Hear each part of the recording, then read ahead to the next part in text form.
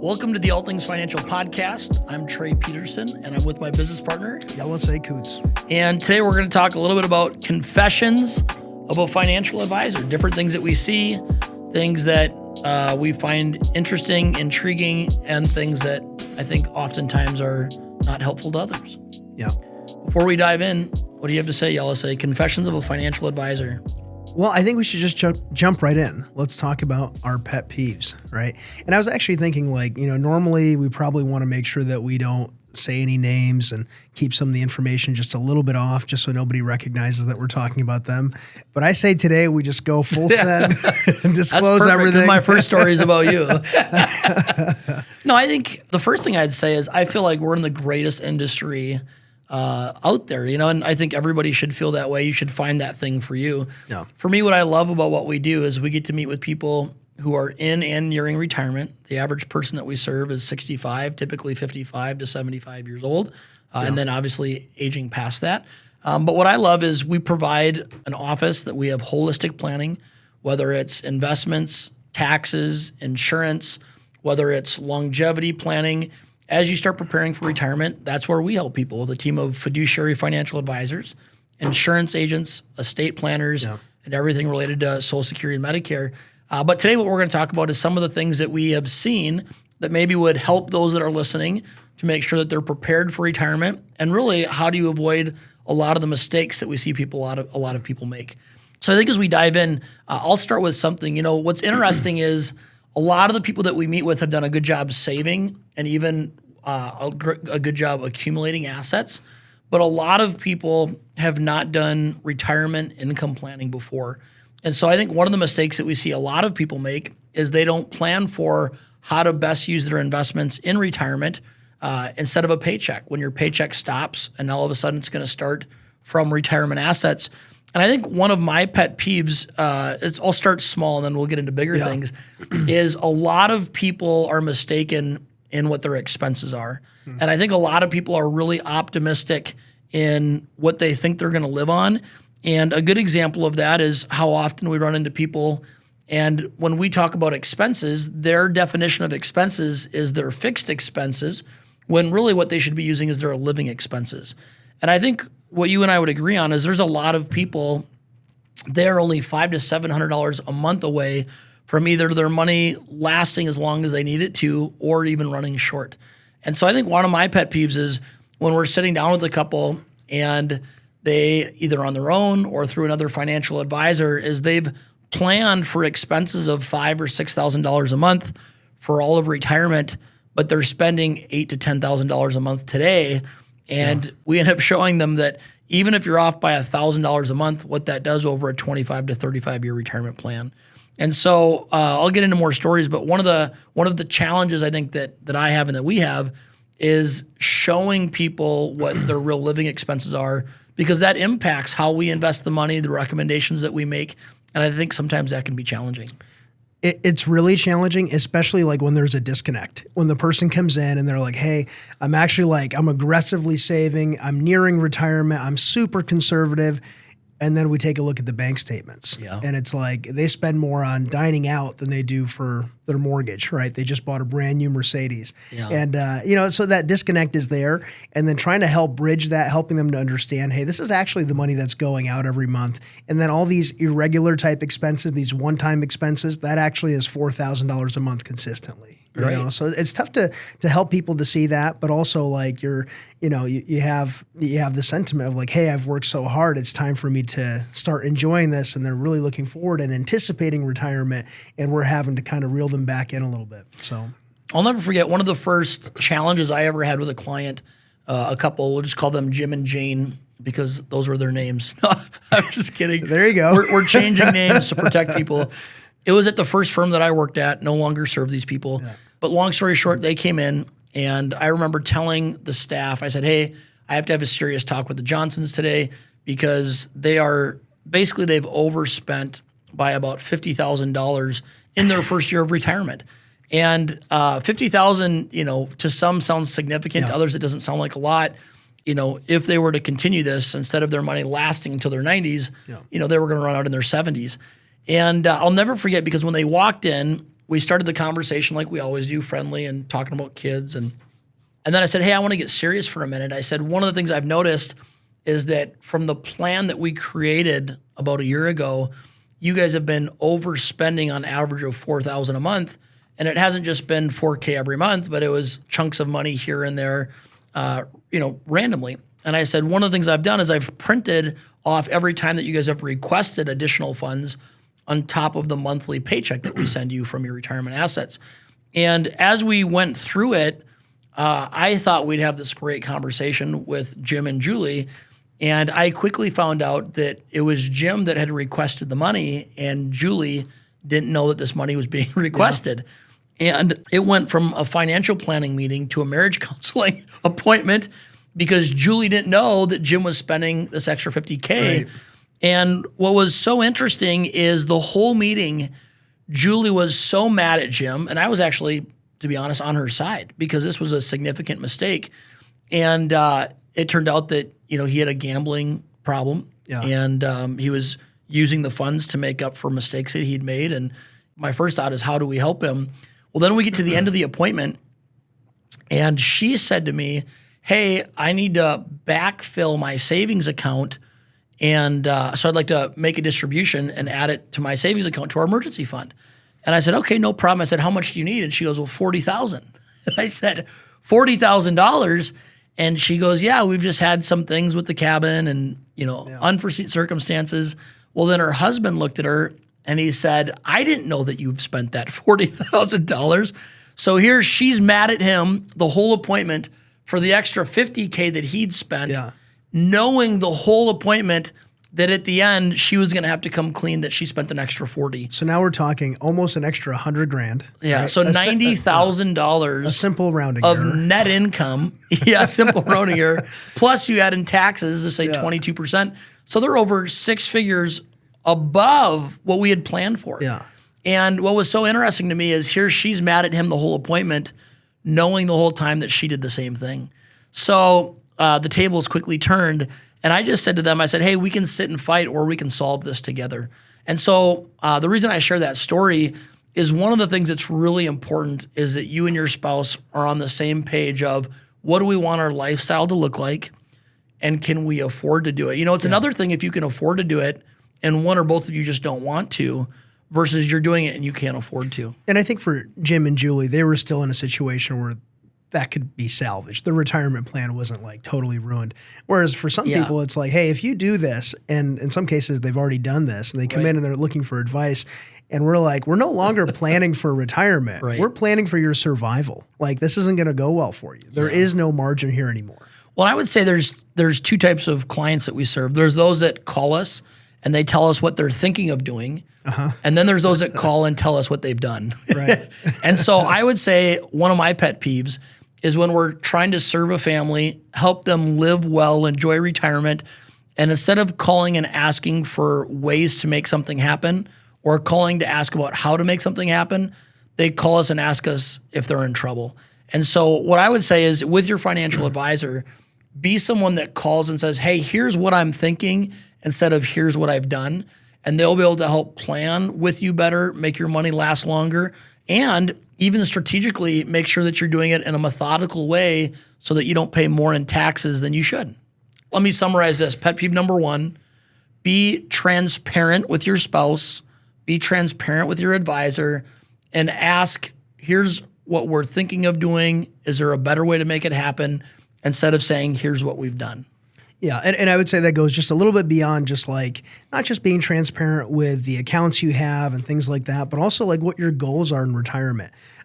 Sometimes if we don't know that you plan on buying a second house, if we don't know that you really plan to travel a lot in the first 10 years, there's things like that. Or sometimes at least be on the same page with you and your spouse, but also like disclosing those to us, the people that are supposed to make the plan work. Right.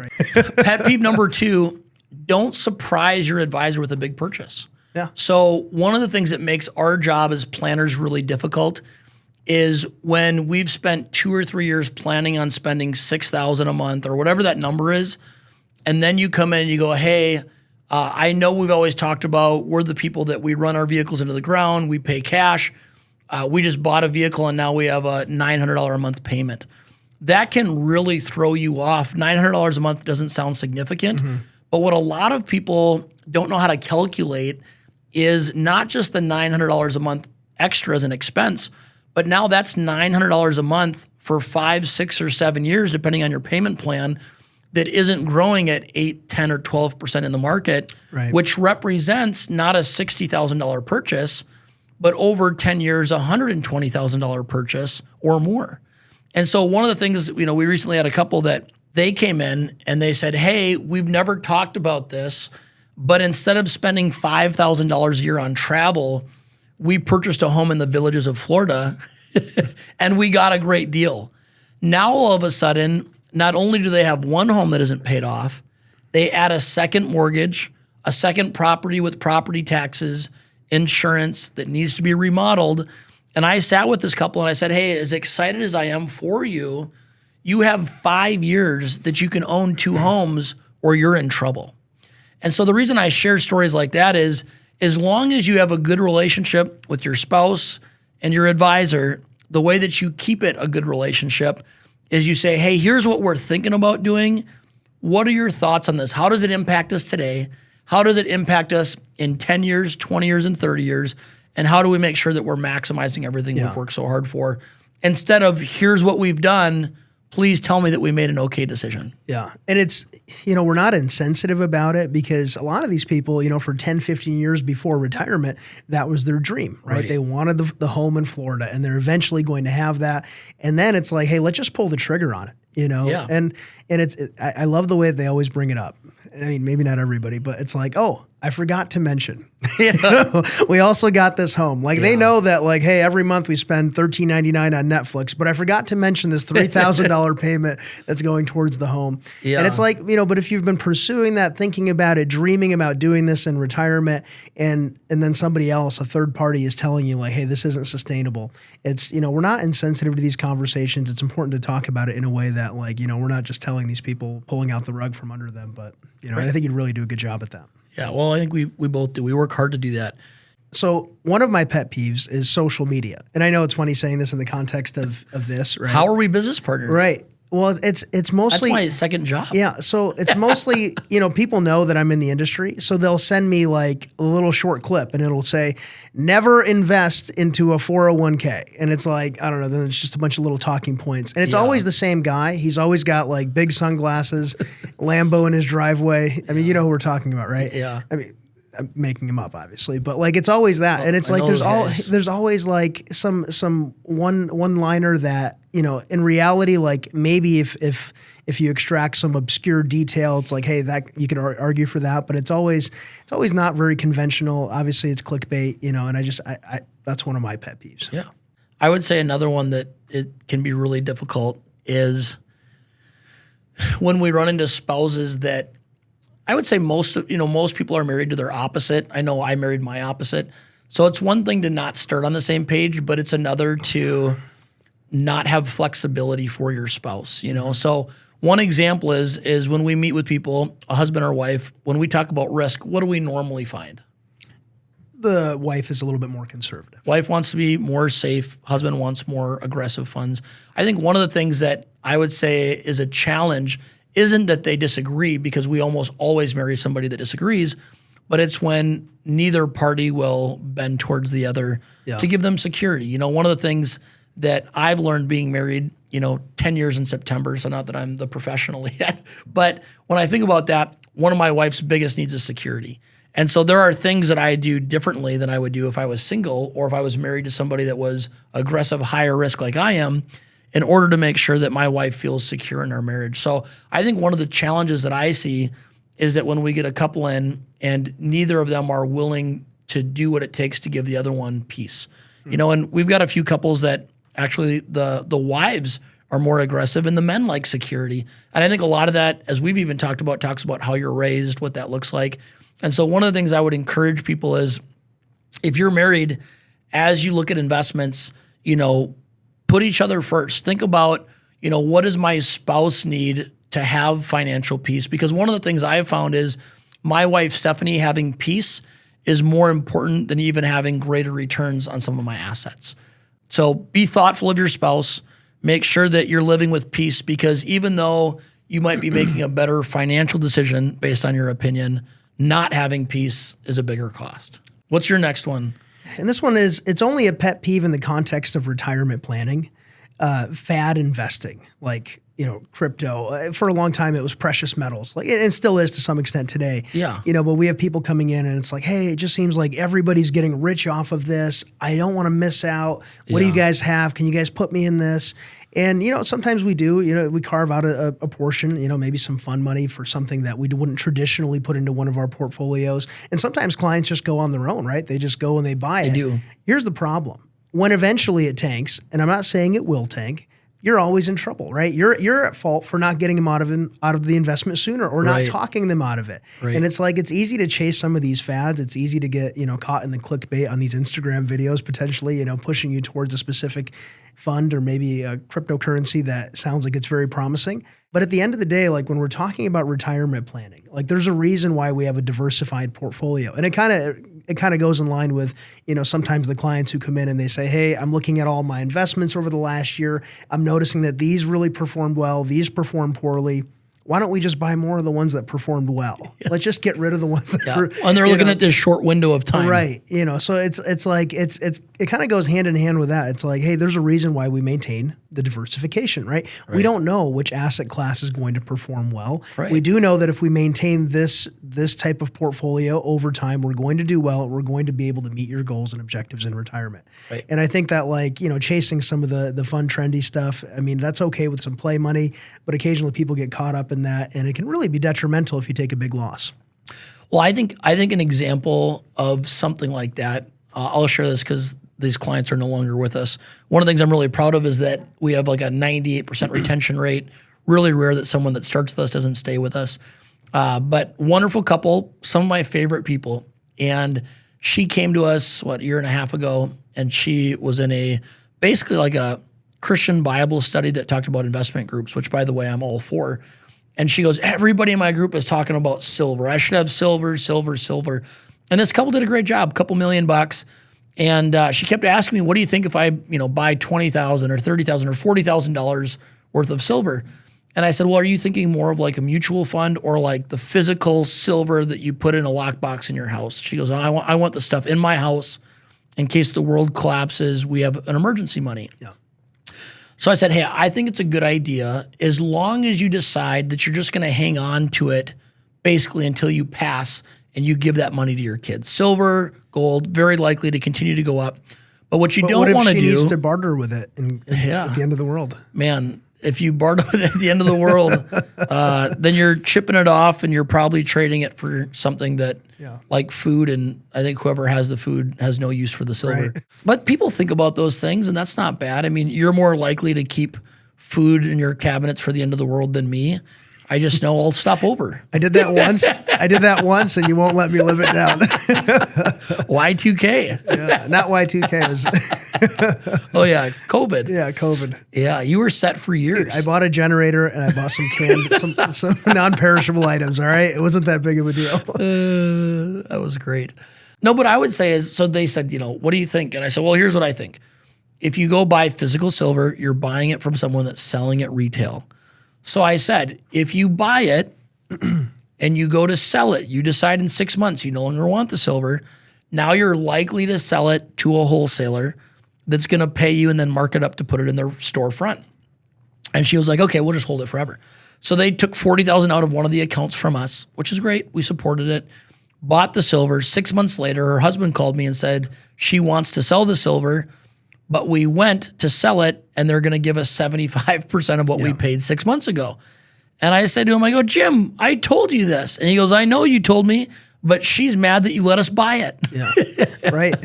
And so I think one of my pet peeves is when people pay us for advice, we give them advice, they do the opposite, and then they still blame you. So one of the things I would say is, man, you should bring up ideas with your advisor. In fact, if you have a good advisor, they want to hear your ideas, even if they're out of the box. But when you make a decision that goes against the recommendation, take ownership for it. Yeah. And it's not to say that she was going to lose money like necessarily. Like there could have been enough appreciation. It just isn't very likely, Right. Especially with how it's typically exchanged. Well, I would say to summarize that point, one pet peeve is don't be an emotional decision maker. Yeah. And here's what I've found, even with financial advisors, is it's easy to give people good advice on what to do with their money. And we both know advisors that tell their clients to do this, and they do the opposite with their money, because when it comes to our own money, it's really difficult to not have our emotions involved. Right. That is why most people need a financial advisor, though. It's to help you make the right decision, a non-emotional decision at the right time. So one of the things I would say is don't hire an advisor that has a proven success track record and decide that your emotions of the bull market or the bear market should drive things. Let their wisdom and their experience drive the decisions. Number 4. It might not be a pet peeve for you, but for me, when I'm sitting down and I'm meeting somebody for the first time, and the first thing they say to me is, hey, just so you know, I already have a financial advisor. I met him at church. It's like for me right away, red flags. And it's not that you can't, we both go to church. There's a good chance somebody meets us at church and decides to engage our, services, whatever. But the reason for that is, like, how many times have you heard of somebody who says that and they follow it up with, I feel like I'm stuck. I feel like he got me in this investment. I don't know if there's a way out. I don't know that if it's in my best interest. Hasn't really been performing. Maybe there's a large upfront sales charge or a commission that person got, but it wasn't the best investment for the person. Yeah, I would say that actually leads into, it's actually on the same level. I would say what most people that we run into do, and it makes sense because we all do this when we're purchasing a home or a car or whatever, is if they're not familiar with the industry, again, purchasing a vehicle, buying a home, buying investments, they decide I'm not going to be an expert in this, which is probably true.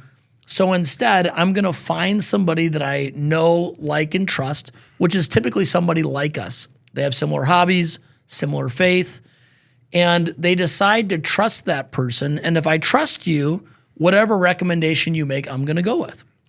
What I would tell people is nobody cares about your money more than you do. And so even if you get a recommendation from somebody you know, like, and trust, or even a family member that you're convinced has your best in mind, make sure that you are doing some homework and asking some difficult questions.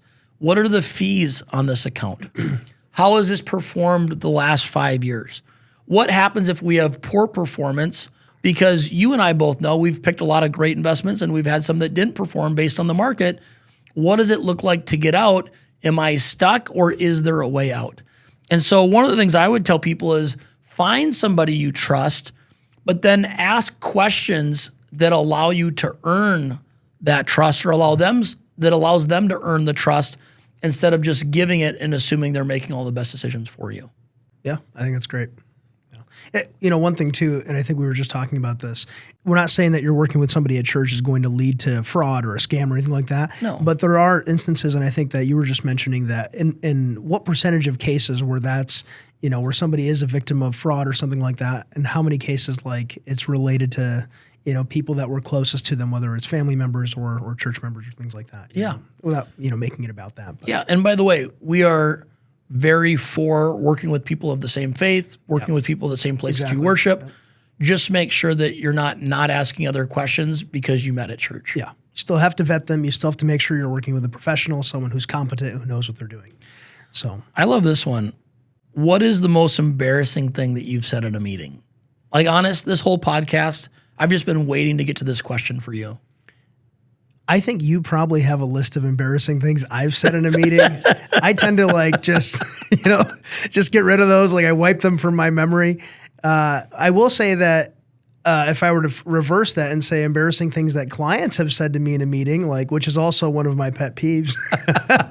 Well, so here's the thing, like retirees, they have different needs and challenges that they go through that the rest of us don't necessarily go through. Specifically, like when we're talking about like maybe naming beneficiaries, maybe some estate planning conversations, spousal continuation on a pension, and always the conversation ends up going into longevity and health. And sometimes clients really I think it's just a thing that happens in your 50s where really just are open to sharing everything. Yeah. And I'm like, I don't need your lab history, like I don't need more information than WebMD is going to give me at this point. But clients are just like freely sharing some of this stuff. And like I don't necessarily have to have every detail in your medical history and the things that are happening to you. Those are my favorite people. People that are oversharers, super transparent. Yeah, but specifically on that, overshare about other things, know? Like, I mean, if you have a rash and I can't see it, I don't want to hear about it. Right, yeah. Right? I don't need a full description. Like, you're putting that image in my mind without my permission at that point, Yeah. So, I don't know. Obviously, like, these are very sensitive conversations too for some of these folks, and I mean, at some point, it's like you're not just a financial advisor; you're a therapist. You know what I love about it is, I was just talking to Sophia and Kelsey in the office, and they were just saying, "I'm surprised at the things that people say to you." Yeah. And for you, you're more engineer minded, so it's like, man, I don't need to hear that. Let's stay on topic. I think for me, it's like, man, I love the fact that we've built a good enough relationship that they feel like they can share with me that medical thing, or they can share with me the thing that's causing their marriage challenges. Like, I feel honored that they would share those things with me. And I also love the fact that they see this relationship as beyond financial. So I know as the engineer who just like wants the facts, I think that's why we balance each other, because I could probably spend the whole meeting hearing about the medical issue. But it's important that also, like, we're here for that. But at the end of the day, people are here so that we can improve their financial situation. Yeah. I was a little surprised, though, when that client referred to you as his pharmacist. Man, I count it as a win. Embarrassing things. You know what's interesting is, because I'm an oversharer, I probably have like a series of like maybe embarrassing things. But one of the things that I've found is, if you are the same person everywhere, you're going to attract people that you want to be with, instead of attracting people that, are based on what you presented. I've definitely done some embarrassing things. There's been times, I think, too, where early on it was really important to me that I was an expert in things. And so I would tell people, if I don't know for sure, then I'll let you know. But there were definitely times where, like, I was 98% sure and I shared something, and then I came back or had to call the next day and say, hey, yesterday I told you this investment did this the last 5 years and I was off by 0.5%. So to me, it's embarrassing. Like, if I share something and I'm certain, and I work really hard not to do that because I like to overpromise, underdeliver. But there's been definitely a half dozen or more times in the last decade that I've called people and said, hey, I want to get back to you because I said this and I want to correct it. So I think it's also important to be confident, but if you don't know, it's okay to say you don't know. And if you get it wrong, take care of it. Yeah. There's a guy that I used to teach classes with, and anytime somebody would raise their hand, he would be so threatened by that. His face would turn red, his volume would go up, and it was like, and maybe it was just, sounding like you don't know, or looking like you're not, as strong as you want to appear. And I think that's like, for some people, it's very threatening. And I feel like I always appreciate, in the middle of a class setting or in a meeting with a client, if you don't know the answer, it's okay to say you don't know. Yeah. You don't but I'll know find everything. out and I'll get back to you. Yeah, and it's obviously not like stupid stuff, like simple things like, hey, can I contribute to my IRA, or what's the limit on this? Or, obviously we know those types of things, but occasionally you get a question that you just don't deal with it on a daily basis. Yeah. And it's okay. And I think people have a little bit of grace for you to be able to find out, So anyways. How about the overspending couple? I don't know if you had to put like, and maybe this is unfair, but if you were to look at the families that we serve, what percentage of them are overspending couples? Man, let's just say out of the few hundred families that we serve, I would say that we have maybe a couple of them. Okay. In my opinion, most people live below their means. The reason that they work with us is because they've done a good job saving. They live below their means. They said that, like, someday we'll do this. But a lot of times what ends up happening is they spend 40 years living below their means, not buying anything. And what they do is they train themselves to never enjoy spending money, because they get more satisfaction out of seeing that number grow that their grandkids are going to go spend because they didn't. Okay, so than actually spending it themselves. So let me rephrase that. Not the families we serve, but let's just say people who come through our doors, people who are seeking advice, like sometimes we don't end up engaging them in any way, but they end up coming in for some advice. And that's kind of what I was thinking of. I would say every week we run into people that are overspending, but I would say they don't know they're overspending. So here's an example. I would say, like, if we're going into like pet peeve number 5 is, I'll never forget, I met with a couple that we did not end up working with them. A lot of times people assume that if you have enough money, everything's fine, right? So this couple had like $2.5 million in retirement assets. The thing is, they had high income. So they were making, between the two of them, they were both high income earners. I want to say they were making like a little over $1 million a year. And so when it sounds like someone's got $2.5 million for retirement, we assume they're in a good position, but they were spending like $22,000 a month. Yeah. And what I had to show them is that basically they had to keep their expenses under $10,000 a month or they wouldn't make it. And if you can imagine trying to convince a couple that $10,000 a month isn't a lot because they're living on $22,000, but they're convinced that like cutting their expenses back to $10,000 a month is nothing. I think what was difficult is showing them like, where do you cut $12,000 a month? Right. And we ended up not working with them simply because I am convinced that they're going to end up running out of money in their mid-70s. And whoever the advisor is, they're going to blame that person that they didn't make the money last. Well, I think also like they weren't receptive to what you were saying. Yeah. Like, so it's like, if we can't get past this hurdle, if we can't have some like understanding here that, hey, this is a serious problem, it's not going to work. And I think that that was probably the biggest thing that prevented us from working with them. Yeah. But I mean, sometimes you just want to like shake a person and say, hey, like if you don't change your spending habits drastically, like you need to work until 80. Like, do you understand that? Yeah, Right. But like people have this mentality of like, no, like I worked so hard, I deserve this. Like this is finally like, these are my golden years. And they're not very golden sometimes. It's not, what's the expression? It's not Disneyland, right? If you can dream it, you can have it. It doesn't always work in your retirement plan. Right. So I actually have another pet peeve. One of my pet peeves is when we meet with a couple and he decides he's done working in his mid-50s and he makes his wife keep working because they need health insurance. There are always exceptions to every rule. Can we agree with that? There's always exceptions. Yeah. If you have a disability, if you have bad health, if you have an injury, there are reasons that there are people that can't work. Now, what I will say is, because of my background, I do think that a man's job is to take care of his wife if he's able to do that. One of my challenges is when I see men that decide they're done working, knowing they don't have enough assets for retirement, and they make their wife keep working because they need health insurance. And if you're in bad health, man, that's a team. I love that your wife is able to pick it up and keep going. But if it's because he just wants to be done and she keeps working, I meet a lot of couples that she's still kind, but she's angry that she has to work an extra 3, 5, 7, or 10 years and her husband's done or he's working part-time. So one of the things I'd say is, if you're young and you're listening, I've got a little girl. When I had my daughter, I remember thinking, man, my job is to make sure that she marries someone that's going to take care of her. And when I see men that are capable of taking care of their wife and they don't do it, that's one of my pet peeves. You do know that gender roles have shifted though a lot recently. Yeah. And I think a lot of lazy men are thankful for that. So, I mean, my pet peeve is lazy men, right? Well, like if you commit to getting married and taking care of your wife, take care of her.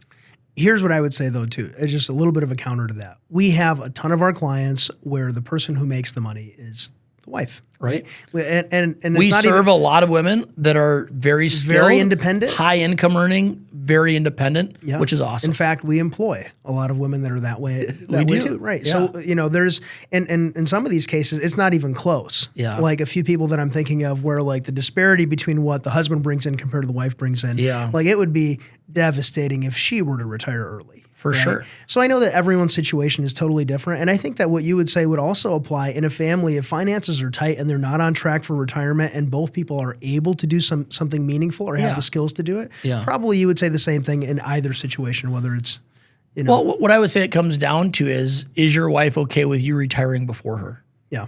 Obviously, like if you're 5 or 7 years older, you're going to retire probably before her. Right. An age But gap always makes it a If little you're bit the more same complicated. age and you're healthy and you have the ability to earn income and you're making her work, and I think part of that comes from, I see these, the women will keep working because they want to be secure, and a lot of the men don't care. It sounds really sad, but it's true. That's very different than if your wife loves to work, she wants to keep working, you've put enough away that she's able to do so, then you haven't set her up to win, and she's angry because she still has to work. So here's what I would summarize. One of my pet peeves is when men don't take care of their wives and they're capable of doing so. All right. Well said. We lost half of our audience, but well said. Just the lazy men. All right, next. Oh, the false signature. We've run into this one time That we know of. Yeah. So I'll just set the stage and then you can take it from there. So we had a gentleman that came in, and we have a process, and we're not a sales organization. So you're not going to come in here, hand us your assets without us knowing your goals, your assets, your expenses, and if we can improve your situation.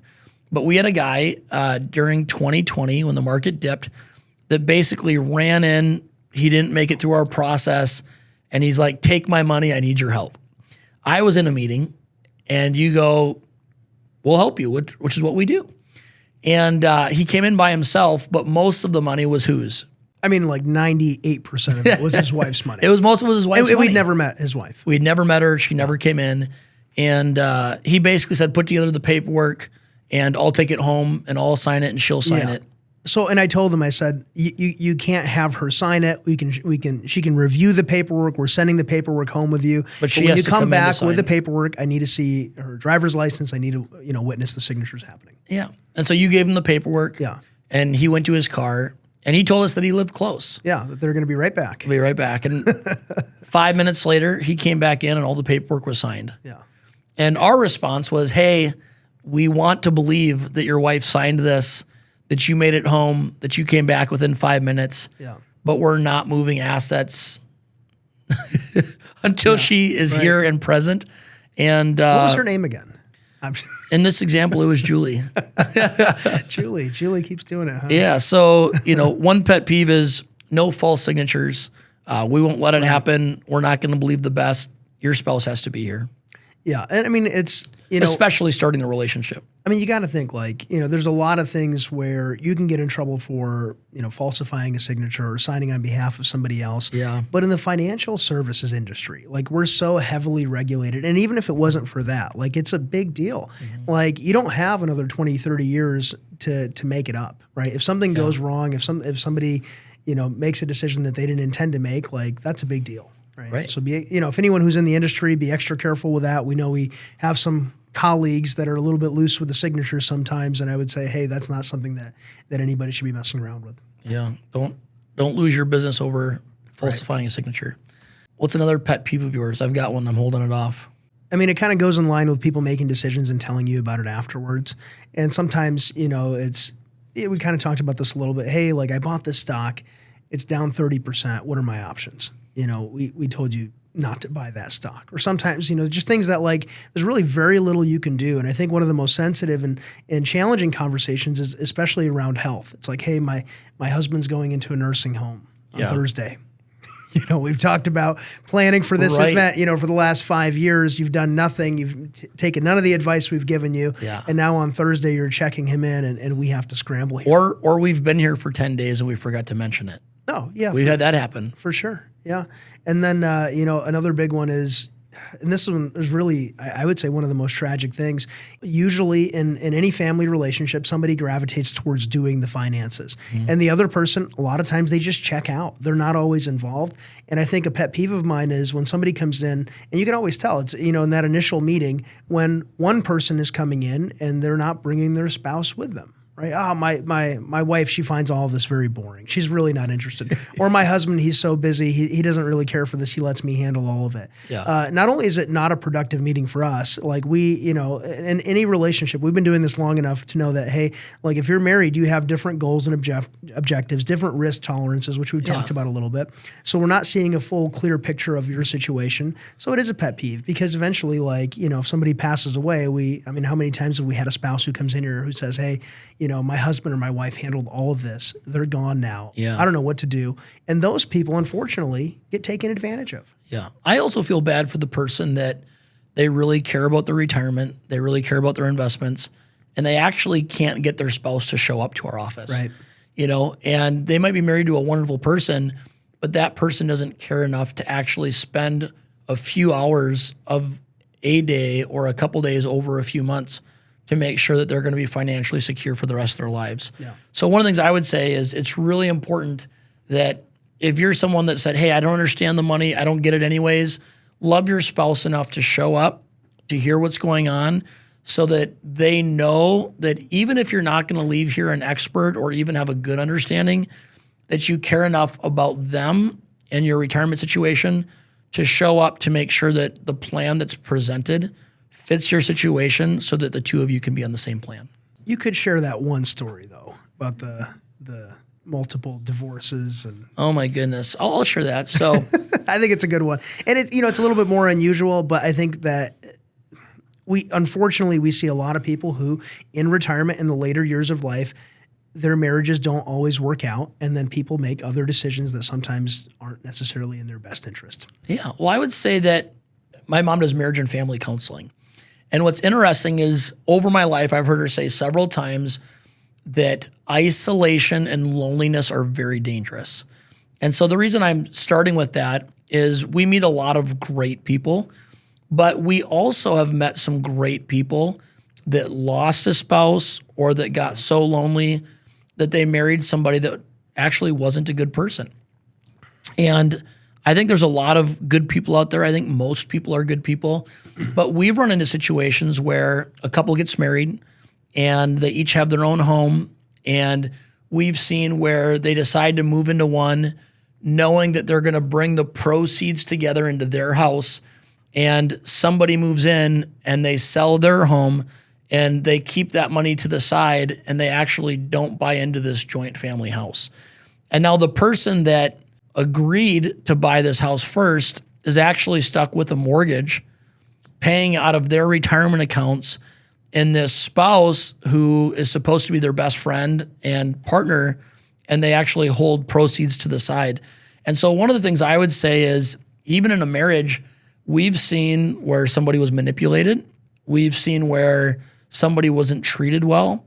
And so one of our pet peeves is when we see, especially in a second marriage, where either somebody comes in with assets and they expect the other person to cover everything, even though that's not what was agreed upon. Yeah. Or one person's done a great job saving, a great job growing their assets.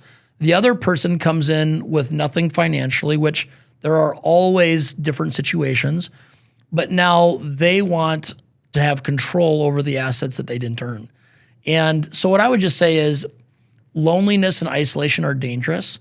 If you are somebody that's lost a spouse or somebody that's been lonely, make sure that as you make financial decisions that you're partnering with somebody that also has the best interest for you, and it's not about assets. So the way that I would say that is, as you get married later in life, sometimes keeping your assets separate is one of the best decisions that I've seen people make, because what it does is it ensures that relationship doesn't become about money. I'm a little bit surprised that you didn't share that. That's not just hypothetical advice. We actually have someone who, unfortunately, I'm not going to share too many of the details, but he did lose his spouse. He did end up getting remarried, and he remarried, and he married someone who was a serial divorcee, right? I think it was north of 5 times. Yeah. And unfortunately, when we talk about, most people being good people, we're not including her, because a lot of what you described. So, these are very real stories. I know we're talking about it in hypothetical terms, but many of our clients, we experience, these are real things that we get to talk to them about. And I do think it is a privilege when they share things like that and they look to us for advice beyond just what's, the financial, the obvious things that we talk about daily. Yeah. So I think to summarize that, one of our pet peeves is when somebody that's worked hard for decades comes into a relationship generous and the other person is not. And so one of the things that I would encourage people is, you can be generous, but make sure that you're not getting taken advantage of, and make sure that you're with somebody that also wants the best for you and that lives fair, if that's fair to say. Let's wrap this up. Pet peeves of 2 financial advisors over the last decade. What's really wonderful is I would say 98% of what we do is serving amazing people that love their spouse, that want to have a great financial plan, and they work really hard with us to help them maximize what they've worked so hard for. And that's really why we love what we do. So at All Things Financial, we help people retire once so they can retire well, so they can live with financial peace.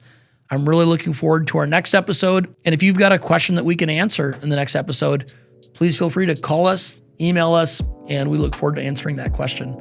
Thank you for joining us. Advisory services are offered through CG Advisory Services, LLC, a registered investment advisor, and through Guardian Wealth Strategies, LLC, a registered investment advisor.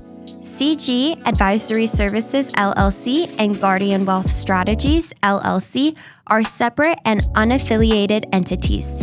The topics discussed on this podcast are for educational purposes only and are not intended to be investment advice or recommendations.